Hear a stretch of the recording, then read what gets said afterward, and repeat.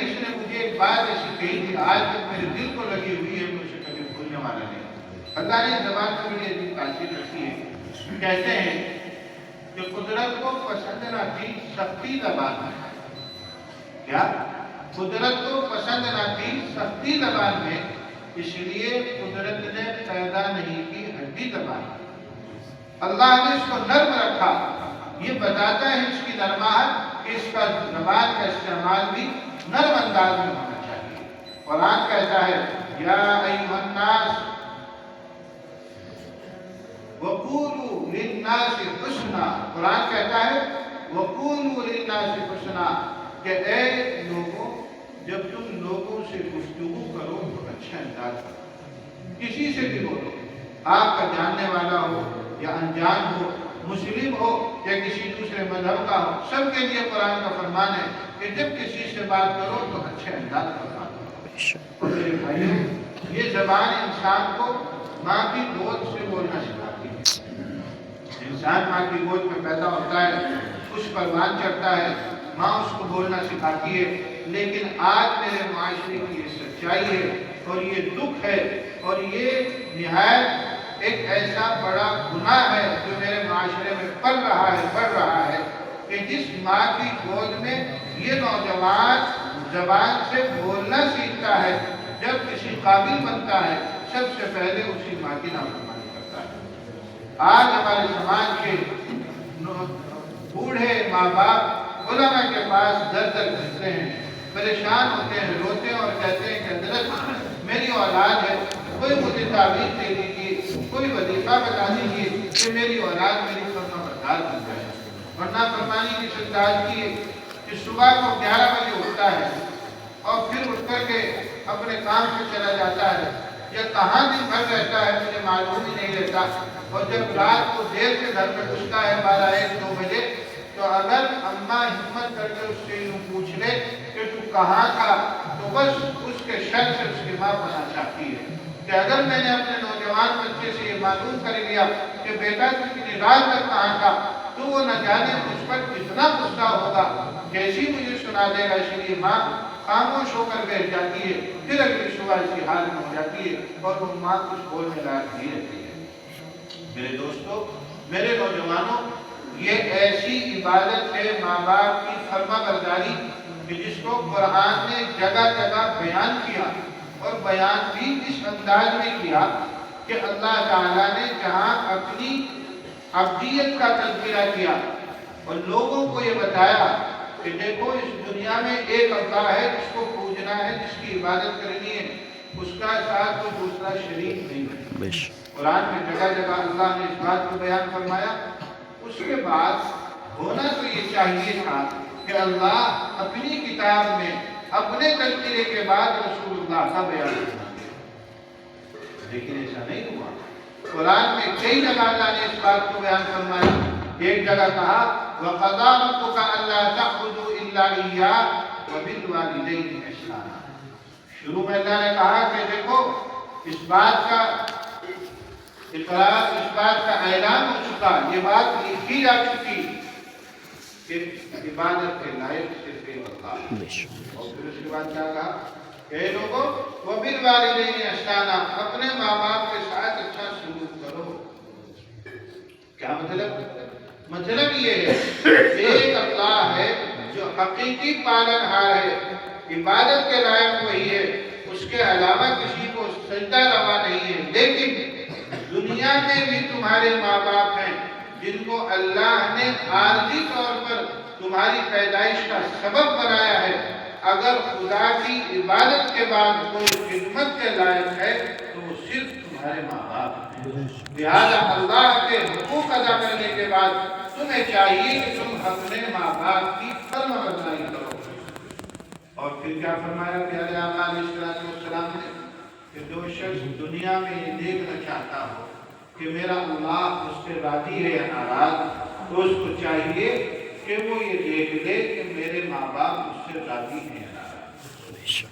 کیا عجیب فارمولہ بتایا کہ اگر اس کے ماں باپ اس سے راضی ہیں تو پھر اللہ بھی اس کی تھوڑی عبادت پر اس سے راضی ہو جائے گا۔ اور اگر وہ سارے دن نمازیں پڑھے، سارے دن قرآن پڑھے، سارے دن عبادتوں میں گھومتا رہے، لیکن اگر اس کو ماں باپ کے حقوق کی رعایت نہیں ہے تو یہ اعمال قبولیت کے درجے کو پہنچنے والے نہیں ہیں۔ اس لیے میرے نوجوان دوستوں اور ساتھیوں، ہمیں چاہیے کہ ہم اپنے ماں باپ کی اطاعت و فرمانبرداری کریں۔ ٹھیک ہے گھریلو مسائل پیدا ہوتے ہیں، ان میں کچھ حالات پیدا ہو جاتے ہیں، لیکن اس بات کو دامن سے باندھ کے رکھیں کہ ہم کسی بھی حال میں اپنے والدین کے ساتھ نافرمانی نہ کریں، ان کے ساتھ بدسلوکی نہ کریں، بس زبانی سے پیش نہ آئے۔ اگر کوئی بات پیش بھی آ جائے تو نہایت احترام کے ساتھ پیش آئے، اس لیے کہ پیارے آقا جناب رسول اللہ صلی اللہ علیہ وسلم سے کسی نے معلوم کیا، یا رسول اللہ میں تو ایمان میں داخل ہو گیا ہوں، لیکن میرے والد ابھی ایمان میں داخل نہیں ہوئے ہیں، میں ان کو دعوت دینا چاہتا ہوں، کیا میں ان کو دعوت دے دوں؟ کیا انداز تھا پیارے آقا علیہ السلام کا۔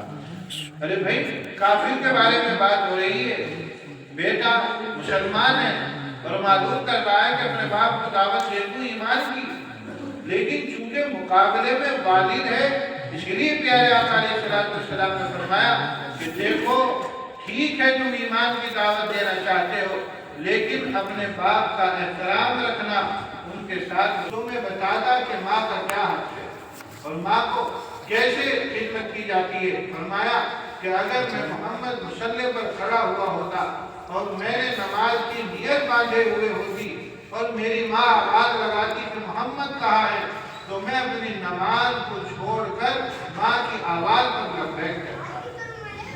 آج ہم یہ سمجھتے ہیں کہ ماں میں تو نماز پڑھتا ہوں، اس کے علاوہ مجھے کوئی خیال نہیں ہے۔ اگر ہم بازار کے لیے نکلے اور پیچھے سے اماں کی کال آ جائے کہ بیٹا ذرا میں سامان اور بھول گئی تھی، تو بس پھر کیا کہنے ایسا دل گلا جاتا ہے نوجوان کہ نہ جانے اپنا کو کیا کہہ دیا۔ نہیں، قرآن کہتا ہے وَقَضَىٰ رَبُّكَ أَلَّا تَعْبُدُوا إِلَّا إِيَّاهُ وَبِالْوَالِدَيْنِ إِحْسَانًا إِمَّا يَبْلُغَنَّ عِندَكَ الْكِبَرَ أَحَدُهُمَا أَوْ كِلَاهُمَا فَلَا تَقُل لَّهُمَا أُفٍّ۔ قرآن کہتا ہے، کون کہتا ہے؟ قرآن کہتا ہے، اور جب قرآن کہتا ہے تو گویا میرا اللہ انسان سے کہتا ہے۔ کیا کہتا ہے کہ جب تیرے ماں باپ یا ان دونوں میں سے کوئی ایک بڑھاپے کو پہنچ جائے، ضرورت تو ابھی ہے نا اولاد کی، جوانی میں باپ کو کیا ضرورت پڑے گی اولاد کی؟ اولاد کی ضرورت اور خدمت اور بڑھاپے میں محسوس ہوگی، تو قرآن کہتا ہے کہ جب وہ اس عمر کو پہنچ جائے کہ وہ کمزوری محسوس کرنے لگے اور تیری خدمت کی ان کی ضرورت ہو، تو قرآن نے ایک ہی لفظ کہا اور کہا فَلَا تَقُل لَّهُمَا أُفٍّ، ان کی کسی بات پر اف بھی مت کہنا۔ اور تو دور کی بات ہے، قرآن نے ایک بات کہہ دی کہ وہ تجھے کڑوا کہیں، برا کہیں، بھلا کہیں، اچھا کہیں، کچھ بھی کہیں، بس اف بھی نہیں کہنا، خاموش کھڑے رہنا ہے۔ اور پھر آگے کیا فرمایا؟ فَلَا تَقُل لَّهُمَا أُفٍّ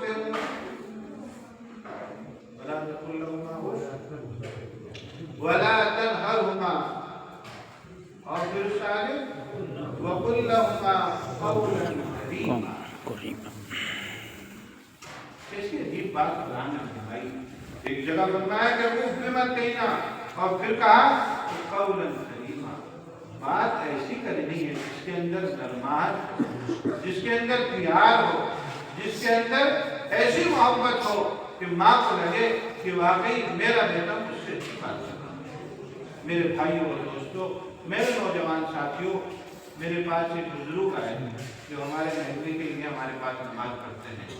تو ایک روز آ کر میرے پاس مغرب کی نماز کے بعد بیٹھ گئے، تو کچھ آنکھوں میں آنسو آ گئے، رونے لگے۔ تو میں نے سمجھا کہ شاید گھر میں کوئی مسئلہ ہو گیا، اماں کی طبیعت خراب ہو گئی ہے، کیا ہو گیا۔ تو میں نے ان کو تھوڑا سا سمجھایا، تو سمجھانے کے بعد کہا کہ ابا کیا بات ہوئی، مجھے ذرا کچھ تو بتاؤ۔ تو وہ کہنے لگے کہ حضرت میں کیا بتاؤں، میرے یہاں 5 بیٹے ہیں۔ کتنے؟ میرے یہاں 5 بیٹے ہیں، اور میں نے 5 کی شادیاں کر دی، 5 میرے ہی مکان میں رہتے ہیں، اور میں نے مزدوری کر کے اس زمانے میں اپنے سب بچوں کو گریجویٹ کی تعلیم دلائی۔ سب میرے بچے تعلیم یافتہ ہیں، پڑھے لکھے ہیں، اچھی نوکریوں میں ہیں، اور وہ بوڑھا آدمی ٹرک پر ایک زمانہ ڈرائیونگ کرتا تھا، پھر اس کے بعد ایکسیڈنٹ ہو گیا، مطلب مزدوری کی حالت میں اپنے بچوں کو ایسا قابل بنانے کے بعد وہ بوڑھا آدمی کہتا ہے کہ آج میری 72 سال کی عمر ہو گئی، میرے گھر میں 5 بیٹے ہیں اور 5 بہویں ہیں، اس کے باوجود آج 72 سال کی عمر میں اپنے اور بڑھیا کے کپڑے اپنے ہاتھ سے دھوتا ہوں۔ کیا بولے گا مقام ہے؟ کیا ان والدین کی یہی زندگی ہے؟ کیا اللہ کے نبی نے ہمیں یہی درس دیا ہے؟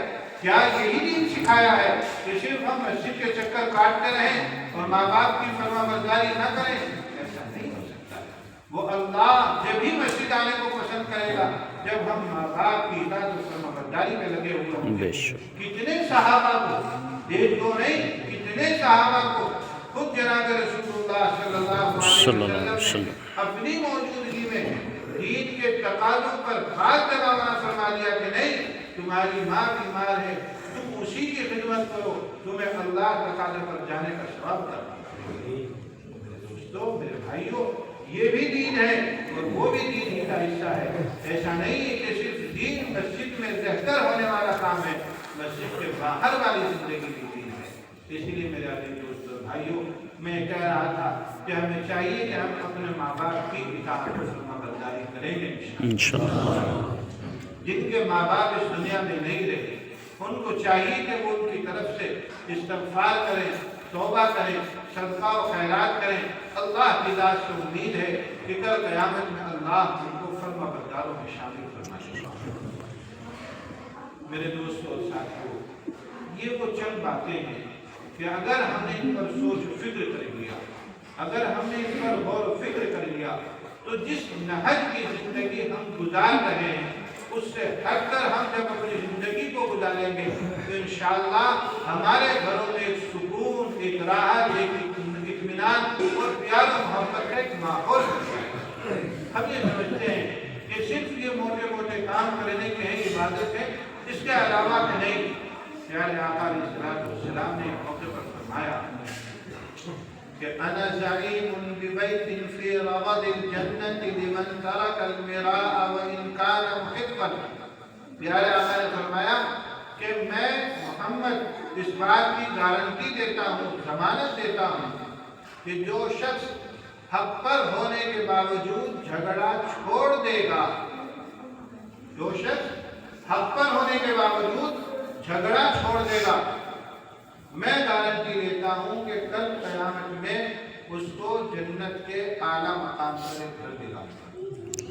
کیا فرمایا؟ جو شخص حق پر ہونے کے باوجود جھگڑا چھوڑ دے، دو بھائیوں میں جھگڑا ہوا، دو رشتہ داروں میں جھگڑا ہوا، دو خاندانوں میں جھگڑا ہوا، اور وہ یہ کہتا ہے کہ حضرت میں حق پر ہوں، مجھ پر زیادتی ہوئی ہے، اس نے مجھے گالیاں دی، اس نے مجھے بے عزت کیا، اس نے میرے ساتھ کھلواڑ کیا، میرا دل نہیں چاہتا کہ میں اس کو معاف کر دوں، لیکن پیارے آقا نے فرمایا کہ حق پر ہونے کے باوجود جھگڑے کو ختم کر دے، میں گارنٹی لیتا ہوں کہ کل اس کو جنت میں گھر دے گا۔ ہم یہ سمجھتے تھے کہ صرف جنت کا گھر تو نماز ہی میں ملے گا، قرآن کے پڑھنے ہی میں ملے گا، روزہ رکھنے ہی میں ملے گا، دین کے دوسرے کام کرنے پر ملے گا۔ ہاں، یہ کام بھی جنت میں لے جانے والے ہیں، لیکن ان کاموں کے اندر طاقت اور پاور اور نور تب پیدا ہوگا جب ہم حقوق و لباس بھی ادا کرنے والے ہیں۔ اور کیا فرمایا؟ ٹھیک ہے، یہ بات میرا بیان کر دینا اور آپ کا سننا آسان ہے کہ بھائی اپنا حق چھوڑ دو، معاف کر دو، یہ مشکل کام ہے۔ انسان کو ذلت محسوس ہوتی ہے، انسان کو چھوٹا پن محسوس ہوتا ہے، وہ یہ کہتا ہے کہ بھائی 4 آدمی کیا کہیں گے، چودھری صاحب چھوٹے سے آدمی سے ہار گئے، پیچھے ہٹ گئے۔ نہیں، پیارے آقا علیہ السلام نے فرمایا کہ جب تم کسی کو معاف کرو، معاف کرنا آسان کام نہیں ہے، دل پر پتھر رکھنا پڑتا ہے، بے عزتی بھی سہنی پڑتی ہے، لیکن اگر پیارے آقا جناب رسول اللہ صلی اللہ علیہ وسلم کے وعدے پر پکا سچا یقین ہے تو ایک ایمان والے کے لیے کسی کو معاف کرنا کوئی مشکل کام نہیں ہے۔ کیا وعدہ ہے؟ پیارے آقا نے فرمایا کہ دیکھو، جب تم پر کوئی زیادتی کر دے، تم پر ظلم کر دے اور تم حق پر ہونے کے باوجود جھگڑے کو ختم کر دو، اس وقت جو تمہیں ذلت محسوس ہو، کل قیامت کے دن میدان محشر میں उस जिल्लत के बदले मुझसे इज्जत ले लेना, लेकिन किसी को दुनिया में माफ कर जाना। दूसरी बात आका ने फरमाई, वो भी बैतिन फी वसतिल जन्नति लिमन वीडियो ना बनाओ, तरकल बंद करो कज़िब फौरन। व इन कान